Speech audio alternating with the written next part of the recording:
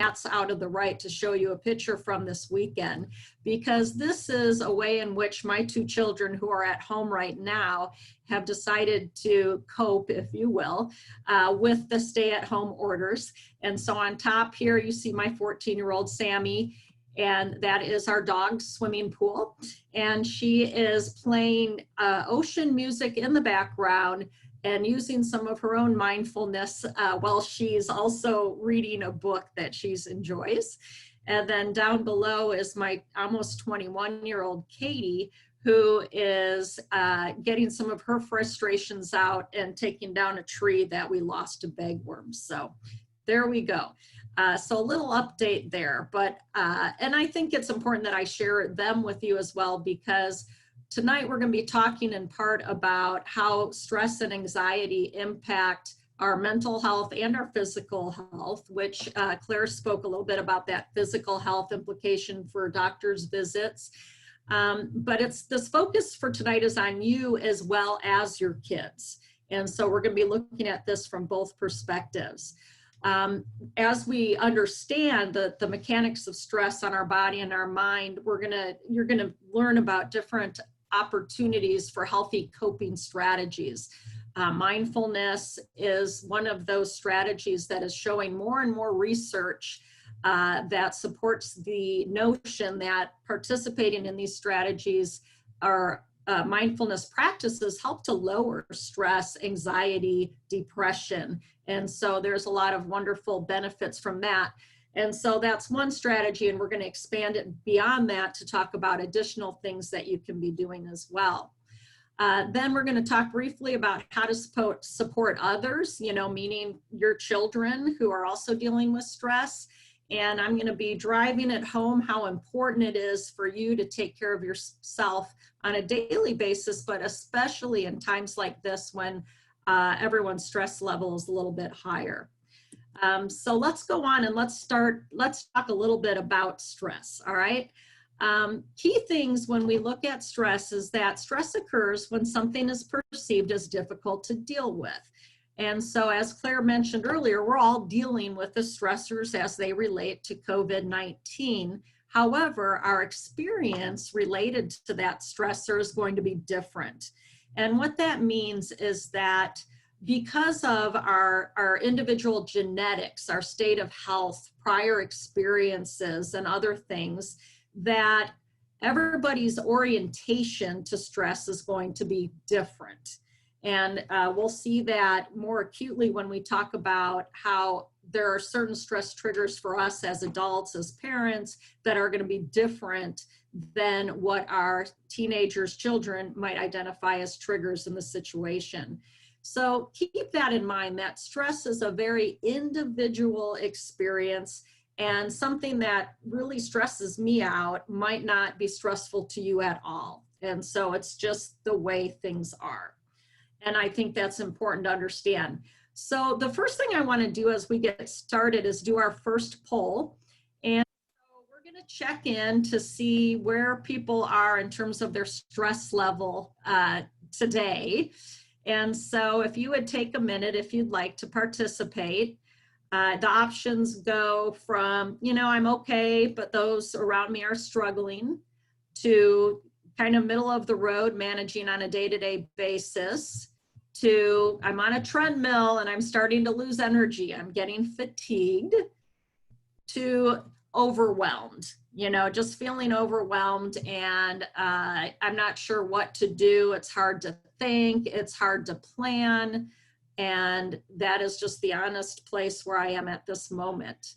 And the asking these questions is not intended to put anyone in a particular place, but one of the things that we do when we learn how to manage our stress is that we need to be aware of our stress and how it's affecting us. And honestly, not everyone all the time is aware of how stress is really having an impact on them until maybe something happens that normally doesn't bother them, and all of a sudden they're really upset about it. And then we think, gosh, what could be causing, I'm really stressed out or something's not right here. So it looks like just like what we know about stress is that stress is something that takes place on a continuum. And so we're seeing that we've got quite a few people that are just taking it day to day. Some of you are starting to lose some energy here, and we've got a few people who are feeling very overwhelmed. And so I appreciate your honest input and sharing that. And hopefully today you're going to get a little bit of relief as you consider some different ways to get you into a more healthy, manageable place. So let's start by identifying what it is that stresses you. And it's related to COVID-19, right? And so during this time as an adult, what are you finding to be some of the most challenging aspects? Some examples that I started with that as I reflected on my own stress is just the uncertainty. We're supposed to start summer swim team and, in a month, and we don't even know if we're going to be able to open the pool, for example. There's no control. Other people are making the decisions for us, and we don't have a lot of information. Having to change the schedule to be different is hard. And so let's see if I could get my chat box to open. And I can share some of the things that people are typing in. Thank you. What are we? So we have job changes are causing stress, sharing the house with our spouse home, the unknown, being stuck at home, needing baseball and sun, uncertainty, sun as in sunshine, need to go to work and routine, and balancing work and kids. Uncertainty, it's hard to plan ahead. Lots of diversity there in the things that are causing us stress.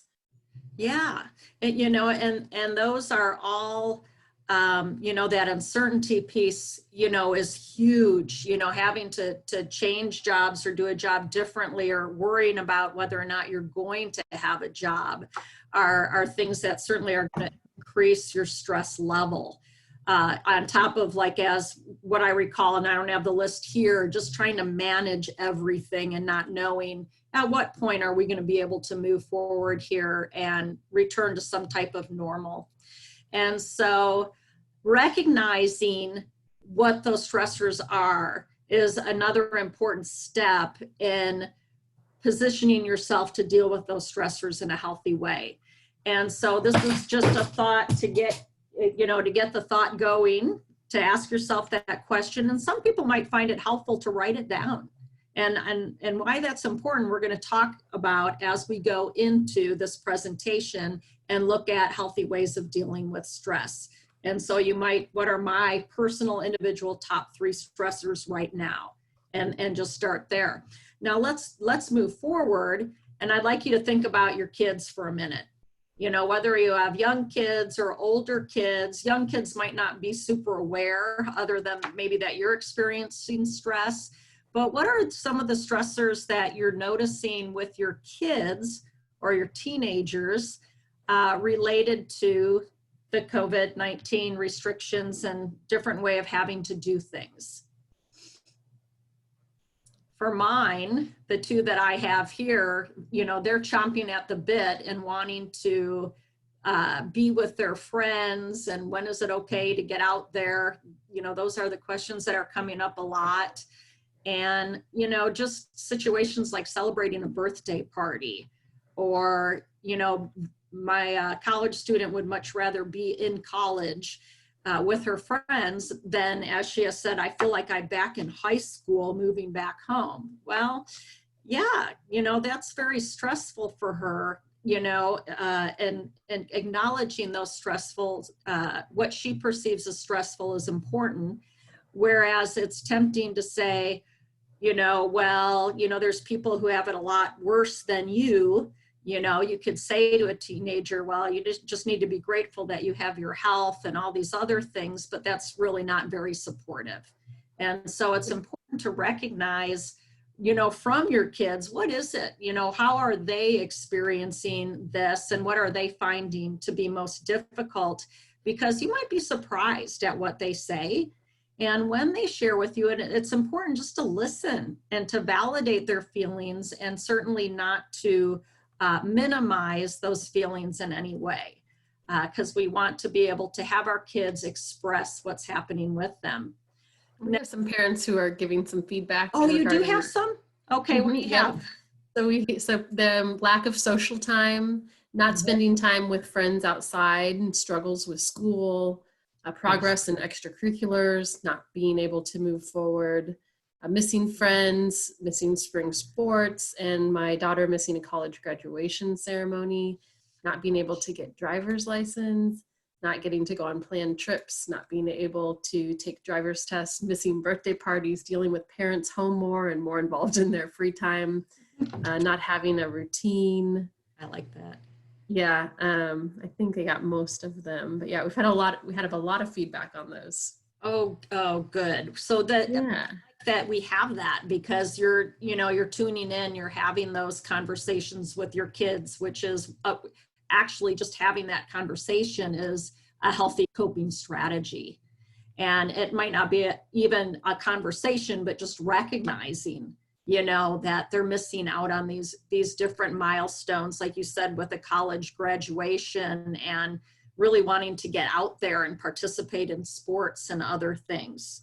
And so the bottom line is we identify, what our stressors is, to recognize that for each person that's going to be different, and that we want to be empathetic and to support whatever that person views as being stressful to them.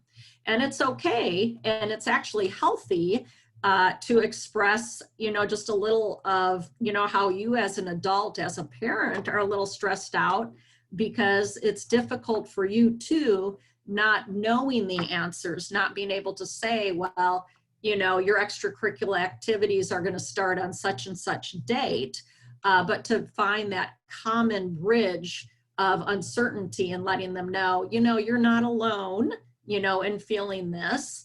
I'm feeling it too, and we're going to get through it one day at a time. So thank you for chiming in on those.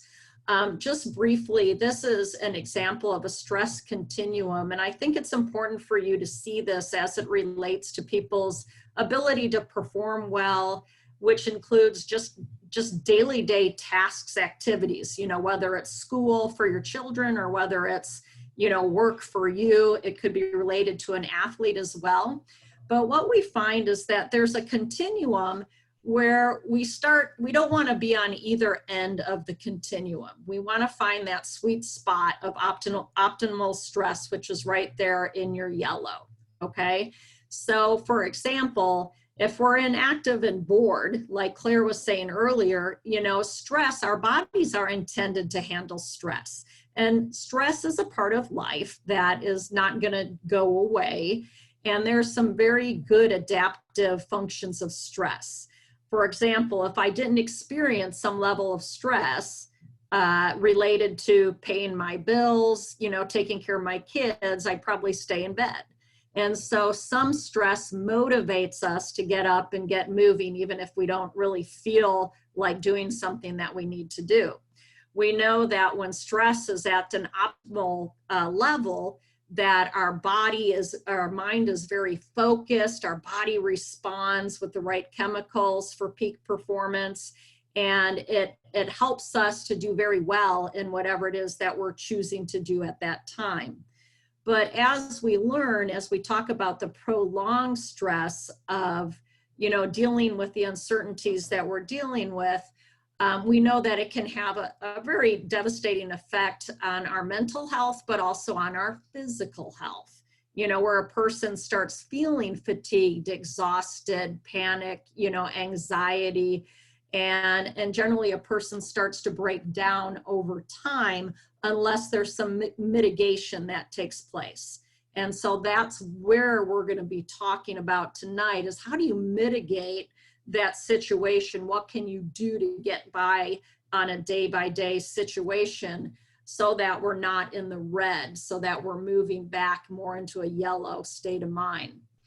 And so basically the summary here is that, stress can be a very positive thing, in terms of safety If our brain anticipates or feels a threat or danger, it's going to activate our central nervous system. Our heart rate's going to get up. We're going to be ready to respond. It's going to increase our focus, our concentration, and we're going to be more efficient, and we're going to prioritize very well.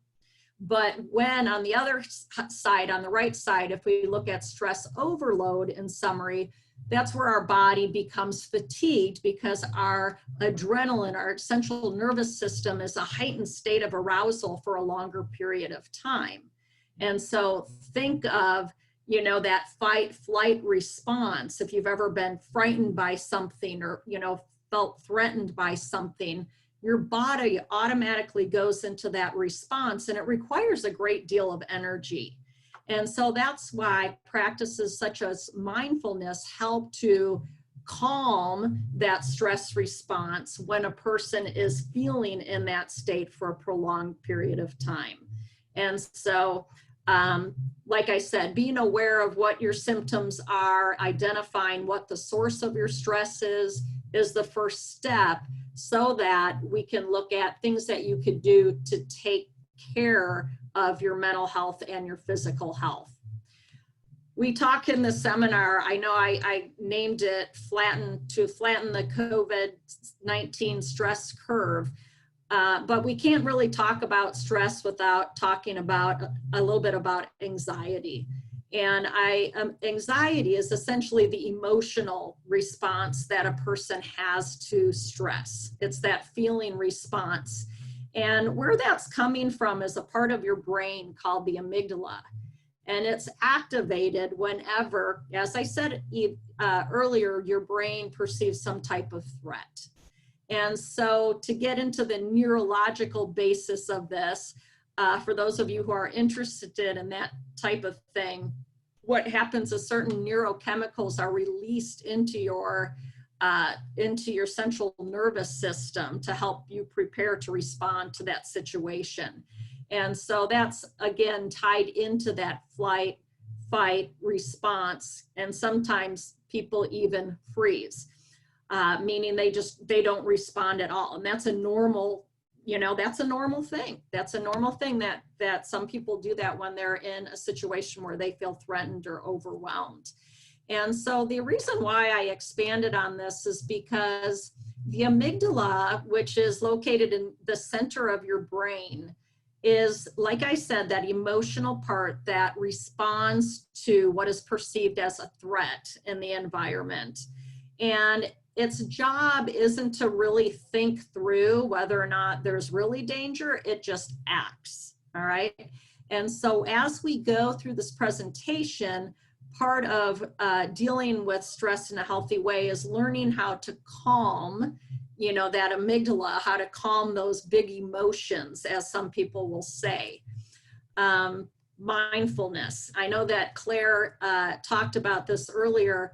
It's a mental state achieved by focusing one's awareness on the present moment while calmly acknowledging, accepting one's feelings, thoughts, and bodily sensations. And here's the key: without judgment. So it's a practice of just being in a moment and tuning into what am I feeling? Am I feeling anxious? Does my stomach feel like it's in knots? Are my shoulders tight? How do I, experience that anxiety state?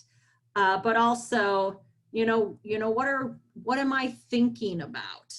And it's not saying you shouldn't think a certain way. It's just going ahead and acknowledging the thoughts that you're having and just letting them be.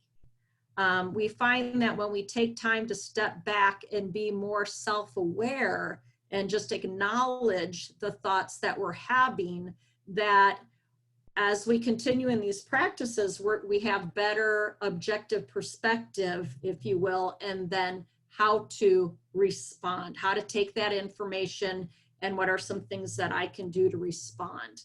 And so you'll see Mindful Momentum is listed here, but there's also some other apps that you can look at if you would like to learn more about ways to better manage the anxiety that's related to a stressful situation.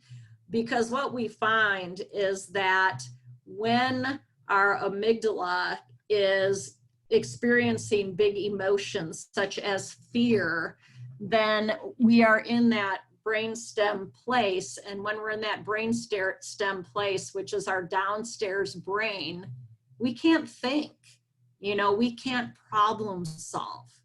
And so we have to calm that amygdala in order to get that connection there so that we can think more logically about the situation that we're in and what options that we have. And so if you felt like our buddy down here at the bottom of the screen from time to time during this process, that's okay. That's a valid feeling as you're encountering a lot of different unknowns and new terrain in your world. And so the gentleman, if you would like to learn more about this, is Dr. Dan Siegel. And so he provides some great information on the brain. And there's a wonderful video for young children, but I do share it with middle school students as well. And it's called, Why Do I Lose Control of My Emotions?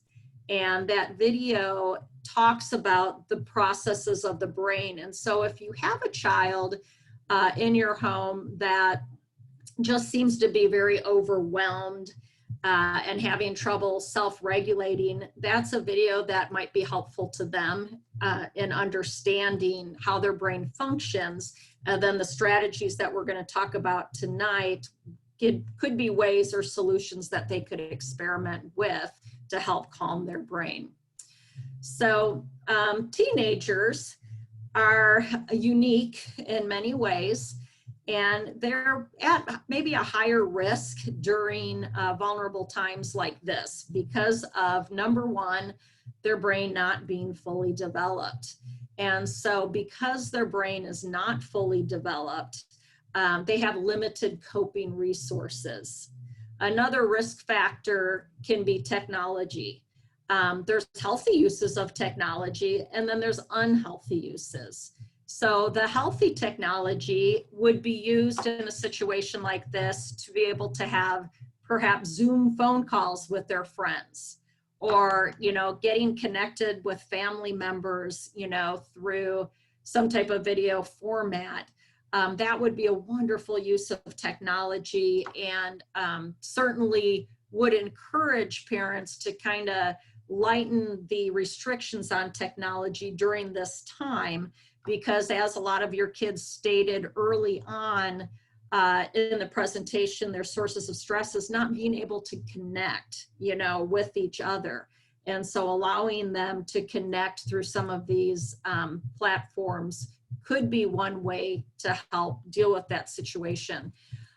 When I talk about unhealthy use, that would be excessive use. And so, a kid playing video games, for half of the day is probably not a healthy thing. A kid being on social media, comparing themselves, their lives to other people is not a healthy way of using technology. And so we need to be mindful of that. Some people believe technology is all bad, but it really isn't. There's some wonderful benefits to it. Avoidant personality. I think that avoidant personality is a characteristic that is synonymous with teenagers. I often joke with parents in my parenting class that when our children are young, they're like puppies or dogs. You come into the house, they're always wagging their tail, they're eager to see you, they love you no matter what. And then all of a sudden, when our kids start going through puberty, many of them become more like cats, where they're more really not wanting to be touchy-feely. Sure, I'll give you a hug, but it needs to be on my terms. So there's a change that takes place there. What we find, though, is that kids who are have a tendency to internalize their feelings are at higher risk for the not good influence of stress. And so finding ways for for the teenager child, you know, to be able to express their feelings, whether that's through artwork or music or journaling. It's just important that they can do that. And we have to be very careful as parents, because if we push too hard, they tend to clamp down and not want to share anything. And so what we can do is just talk about how we're feeling. And then should they come to us, which eventually they will, you know, just to listen to what they have to say, you know, just support them. Don't minimize their feelings, but just support them where they're at. Another risk factor would be a lack of perceived support. And perceived is a really important thing, because a person might choose to self-isolate, but yet there's a lot of people who are there who would gladly talk to them. We know that the lowered physical activity and not getting outdoors, being a perfectionist, you know, those are other things that could make a teenager more at risk for the ill effects of having, you know, dealing with prolonged stress. So we just need to keep that in mind and know that our kids' experience with stress is going to be much different than ours is. And that because their brain is not fully developed until they're at least 25, I think is the latest research, that even if your teenager looks like a fully formed adult, if you will, if they've met physical maturation, they do not think like we do. They're going to think differently just because of how their brain is being constructed. So just keep that in mind in terms of, you know, your interactions and being sensitive to that. So we've talked about how we need to identify, you know, what is our source of stress and what is our stress level. That's part of the solution. But we also need to be tuned into how we as individuals experience stress. And so some common things that we find on stress inventories is that many people from a physical or physiological perspective experience somatic symptoms, you know, muscle tension, stomach problems, can't sleep well. And this is where we get our lowered immunity over time. That brings us back to that statistic that Claire, you know, shared, you know, and that, you know, 80 to 90% of physician visits are typically related in some way to a stressor, all right? Cognitive, you might find difficult with concentration, you know, a hard time problem solving or just staying focused on different tasks. And that is because when we're in a place of stress overload, like we talked with the upstairs and the downstairs brain, when we're in an emotional state where we're overwhelmed, our frontal cortex, the part that does that thinking and problem solving, it can't work. It's not engaged. And so that's why we have to calm that amygdala so that we can get back to a place where we can think and problem solve. It's no surprise to find emotionally a person's going to feel irritable, you know, more anxiety, anger, sadness. I consulted with a real estate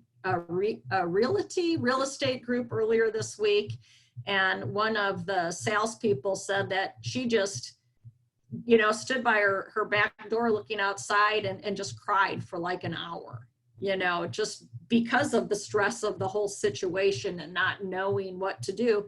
But after she allowed herself to do that, she actually felt a lot better and was able to focus. So there you go. Things that we need to watch for in terms of behavior would be when a person is starting to isolate, which that's a tricky one because we have to isolate and people need to have their space in their own home. But we could look at that in terms of not making connections, even if you have those opportunities through technology to do that. An increase in drug or alcohol use, and then of course the excessive behaviors. Those are some other indicators that we look for when dealing with stress. So that just, you know, keep that in mind, because as you look at those 4 different areas, that's also where we look in terms of how do we plug in solutions for managing these stressors. And so this is another one where I would love for people to add comments and ideas to the chat box, because these are all positive stress management strategies. And what we know is that what might work for me in reducing my stress might not be as effective for you. And so when I work with adults and youth, I talk to them about building their own stress management toolbox. And so how we do that is we experiment with different things and find out what seems to work for us. And then we have that toolbox to go to as needed when we start to feel our stress level rise. And so we know if we look here at the physical or physiological side, we know from a lot of research that, you know, movement, and I use the word movement because some people, when you say exercise, that has a very negative connotation, but just moving, you know, getting outdoors, going for walks in green spaces have been researched and proven to help reduce stress, anxiety, and depression. And so as little as 5 minutes out in a green space can make a tremendous difference. We know sleep is important. You know, too much sleep is not a good thing. That can be a way of avoidance. And so are we getting our, you know, 8 to or 7, I think it's 7 is the low, 7 to 9 hours of sleep? Are we eating healthy? You know, when we're feeling stressed out, it's not uncommon to go for things like the Costco cake or the sugary high carb foods, which ultimately make you feel not so good later. All right. But those are some stress management strategies in terms of things that you can do physically to help mitigate the impacts of stress on your body. Now, relationship, I've got a few categories here. We've talked about making connections, you know, reaching out to people on a regular basis just to check in, see how they're doing. For you, just to check in and vent maybe, you know, about how you're doing, you know, someone who you can just have an open, honest conversation with.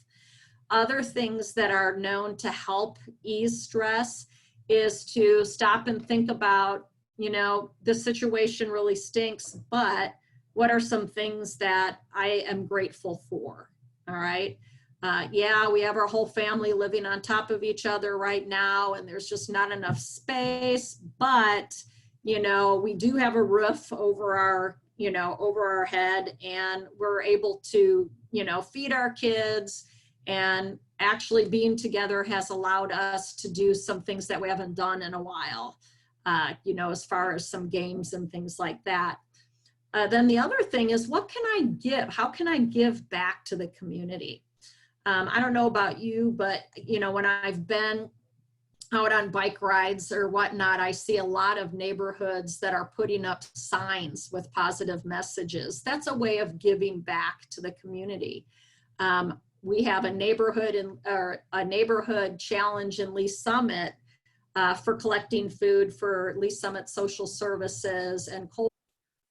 And so those are some ways in which giving back can help to make a person just feel better, more control in the situation.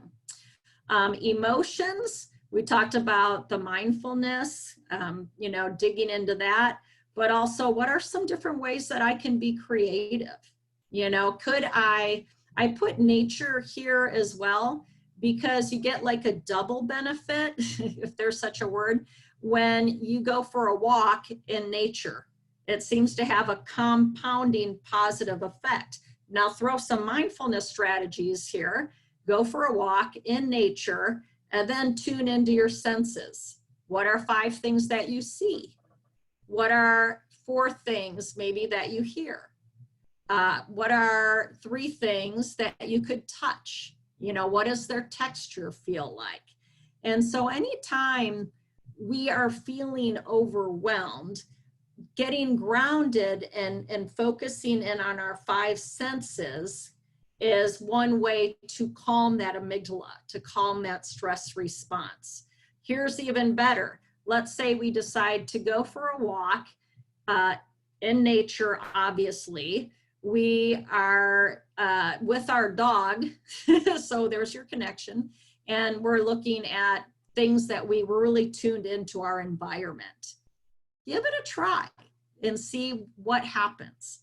Cognitive, and I'll go through these quickly, and then if Rachel, if we've got some comments coming in on the chat box, love for you to chime in on those. But folks, what I'm asking for is things that you do, because this is not an exhaustive list, but things that you do to take care of yourself physically, relationships, emotionally. And then cognitive is pretty critical, because oftentimes we spin our wheels worrying about things that we have absolutely no control over. And it worries us sick, and our self-talk can get very negative. In fact, oftentimes people go to the absolute worst case scenario, whether that is, things that can potentially happen, the what ifs, or sometimes just people become intensely critical of themselves, by saying, I should be able to handle this better. And right now we just need to be more realistic in what our standards are, and more, let's say, self-compassionate. Another thing we could do from a cognitive perspective is just to explore perhaps a new hobby, trying something different that maybe you've always wanted to do that you haven't done before, and it could be a hobby, it could be some project, it could be, if you're a bike rider, trying a different trail. But just getting out there and doing something different actually helps your brain to be more malleable to change. And so that's another way to prepare yourself for, dealing with stress. Rachel, do we have any suggestions or comments in the chat box? Yeah, so we've had some people say they like to exercise, exercising outdoors, yoga, video chatting with friends, meditating. I said I like to garden. That's been something that's helped me during this COVID-19. Is one of the things we can do. Exercise, martial arts, going to comedy clubs, and watching TV, documentaries. Yeah. The Tiger King, is that the documentary that everyone I've heard about it. Yeah, I mean, those are all wonderful things to do. So think about this, folks. I mentioned how oftentimes we're more critical of ourselves than we are to other people. And so now is a wonderful time to dial in on self-compassion. So what would you tell a good friend, that's struggling with the same things that you're struggling with? How would you support that person, someone who you know very well? And think about, are you being a good friend to yourself? What do you need to do differently, to show some more self-compassion? And that's important in many ways for your own health and wellness, but also because you are a role model, right? I don't want to put more pressure there, but how we manage our own stress and anxiety is a wonderful way to teach our kids how to manage their stress and anxiety.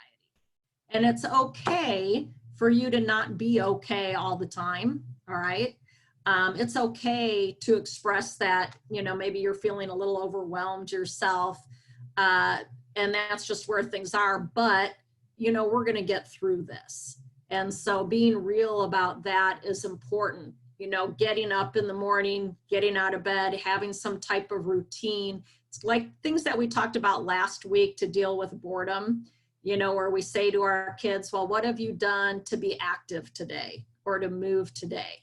What have you done to be creative today? What have you read today? Or what have you done to stimulate your mind today? Those are all good questions to ask them, but also good questions to ask ourselves. Supporting others, remember we talked about, we don't want to fix the problem, but rather how can we help our child or our teen to develop strategies with our guidance and support. And so you might take some of the ideas from this workshop tonight and say, okay, here are some things that I'm learning that are ways to deal with the stress that we're dealing with. You know, what do you think? You know, what suggestions do you have? What do you want to try? Because I know that, you know, just today I was on a walk and ran into a family who has, you know, high school students, and they were saying how their son literally lost it today. You know, he's just so overwhelmed, you know, with the social isolation and the losses, you know, the spring sports and all those other things. And so while we can't change those losses, we can share with them, you know, just our empathy and providing them with some tools to get through this challenging time. And those are tools that are going to last them for a lifetime, folks, because these kids are going to look back at this time and they made it through this. And, you know, the next challenge that comes their way, they're going to be very well equipped. Supporting others, and I'm going to ask if you have additional ideas that you are welcome to enter anything else, you know, in the chat box. We talked about empathy and compassion. Asking, how can I help? You know, whether that is, you know, to a spouse, a partner, you know, a colleague, or your child. You know, how can I help? You know, you can't fix the problem, but you can listen. You know, my daughter, who is almost 21, she basically, you know, just said, I need to have more space.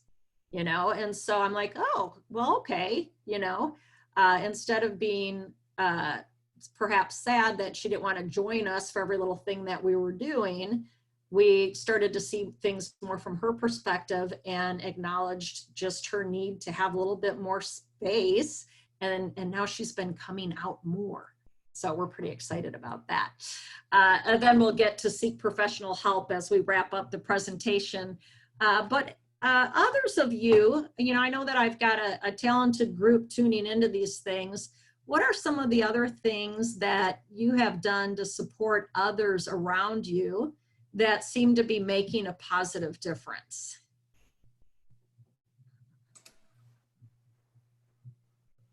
You guys, if you want to unmute yourselves, you're welcome to. You can share Yeah. a few things verbally, or feel free to use the chat box.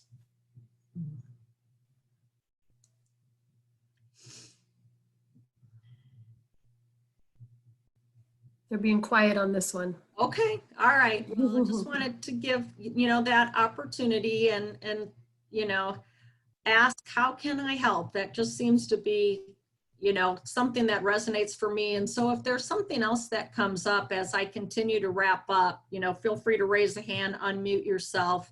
And well, Cheryl just raised her hand. Cheryl, do you want to share something? Looks like you're unmuted. Yeah. Yay. Yeah. I having Sunday school virtually, I might have mentioned this before. I feel like I'm heads, and also I have grandchildren in Florida, and this way my granddaughter, my 7-year-old granddaughter, can be involved in our Sunday school, which is so cool. Awesome. We also have William said he's also involved in a Bible study, so a lot of people are taking comfort in their religion and their faith. And Claire mentioned that she likes to bring homemade baked goodies to friends and family. Oh, that's fun. I'm going to put my address in the chat, but yeah, that's such a neat way just to reach out and say, I love you, even though I can't be with you. Those are wonderful. Yes, I love it. All right. Well, so let's talk briefly about, you know, what do I do? When do I consult a professional? And so I wanted to bring up, you know, two of the most common mental health disorders. Anxiety is the most common mental health disorder for youth as well as adults. And so essentially what that is, think about that amygdala again, and it's in a heightened state of alert, even when there's little or no reason to be in that place, okay? And so I've had a daughter who has dealt with obsessive compulsive disorder, and what she has said is that there's that constant feeling of being revved up or anxious, that in her mind, she knows that there's nothing to be worried about, but yet in the past, she had participated in different rituals of cleaning in order to deal with her fears of contamination, all right? And so the person often knows that something is not right, but yet that anxiety is always there. And what we look for when we talk about may need to consult a professional is the intensity and the duration of the symptoms, all right? When you look at that, think back to that stress curve. And again, this is tricky because of the COVID issues going on right now, is that we can be in a heightened state of stress for a shorter period of time. But when that goes on for a longer period of time and we can't get that amygdala to settle down, we can't sleep at night, we're constantly feeling on edge, we can't focus on homework or work, then we might need to get some additional help, all right? Just like if you learned that you had diabetes, you would go to the doctor to get insulin to take care of that. If this whole stressful situation has flipped a switch, in your brain and caused things to be a little bit off, a doctor is someone who could provide advice in terms of getting things back in a good place, if you will. The other one is depression. And the key with depression is it's a mood disorder that lasts for a period of at least 2 weeks. And like anxiety, it affects a person's ability to carry out their work and their daily tasks, including just getting out of the bed in the morning, self-care. It affects the person's whole body, all right? And so if you talk to somebody who's dealt with depression, they might describe that as just feeling like they're trying to move through mud and they just can't get a grasp on things. And the important thing that I want you to know about these mental health disorders, as well as any mental health disorder, is that none of these are a sign of a character defect or flaw or a lack of motivation. But what they are is related back to our brain and how our brain functions. And for whatever reason, well, part of it is genetics, that people are predisposed to different types of mental health disorders, just like we're predisposed to, things like diabetes or heart conditions, things like that. That's why we do a thorough medical history when we go for our checkups. And so to say to someone, for example, who's dealing with depression, you just need to, come on, pull up your bootstraps and get going, that's not all that helpful. Oftentimes they need some help to step back and get some insight into their particular situation so that they can start living a more normal, healthy life, if you will. On a more extreme, situation, because we know that, this ongoing stress can trigger even previous mental health issues. A person might have had something totally under control and now, because of the stress, it has triggered them back.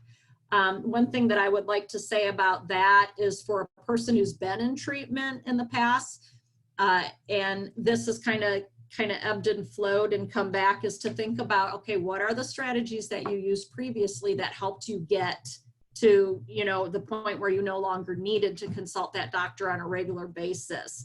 But these are things, warning signs for suicide, these are things that we want to take seriously. We don't want to look at them as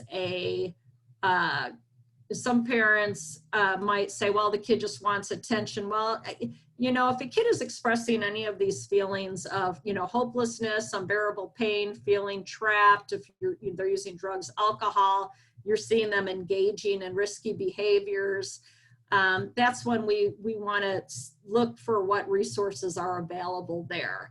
Because we don't want to ignore those types of behaviors, obviously, and because things tend to get worse rather than better. And so I just wanted to put that out there, even though that is a difficult thing to talk about.